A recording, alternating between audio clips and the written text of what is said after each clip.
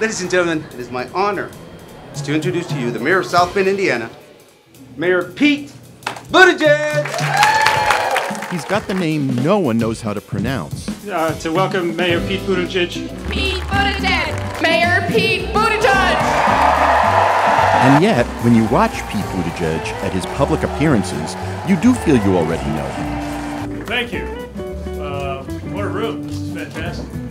With his sincere manner, his scrubbed good looks, his pressed white shirt sleeves all rolled up, he strikes you as that smart kid who sat in front of you in AP English and who wanted so badly to be student council president.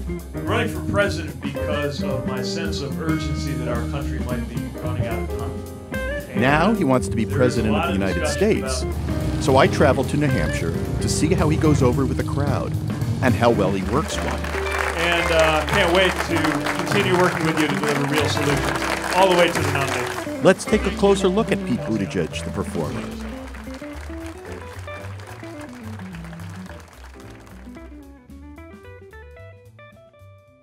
Mayor Pete is not large in build, but there is something big about him.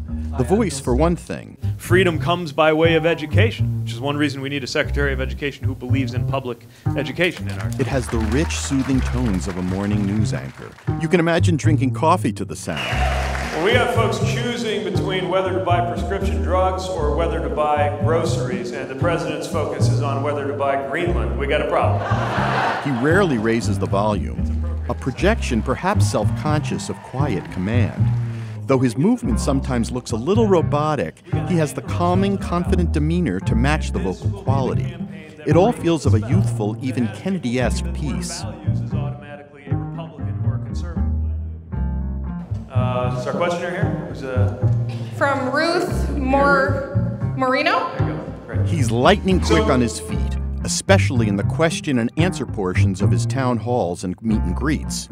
Under President Obama, unemployment, he was like 10 when he came in, and he got it down to 5. This president got it from 5 to 4, and he's like the rooster who thinks he made the sun come up on that one point. He's sometimes overeager to show you how much he knows. Yes, it probably means a financial transactions tax. Yes, it means higher marginal income tax rates. We don't have to go back to the 90%. A function of both his intelligence and an unfortunate reluctance to speak too much about himself. Very occasionally, he'll add an anecdote tangentially. One time I was merging on a highway with my mom, and she was in the TC seat of the vehicle, so I just said, "Clear, right?" And she looked at me like what? Still, you wish he would drop the policy mask and shed a bit more light on Pete the man, not just the mayor. Tell another story or two on yourself, Pete.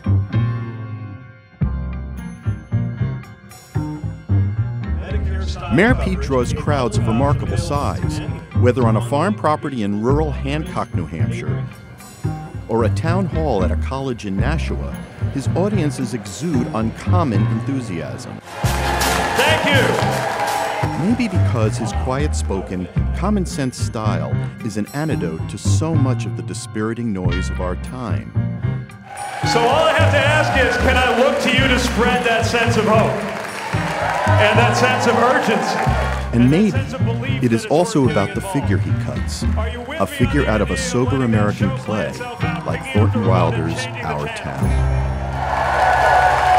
I'm pretty sure we got this, and I'll be working with you every step of the way from here to there. Thank you for your support. Thank you for your involvement. Thank you for caring about the future of this country. And I will see you on the trail. Thank you.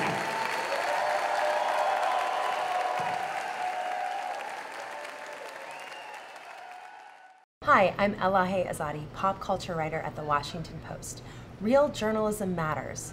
Subscribe to our YouTube channel to get our latest reporting and analysis.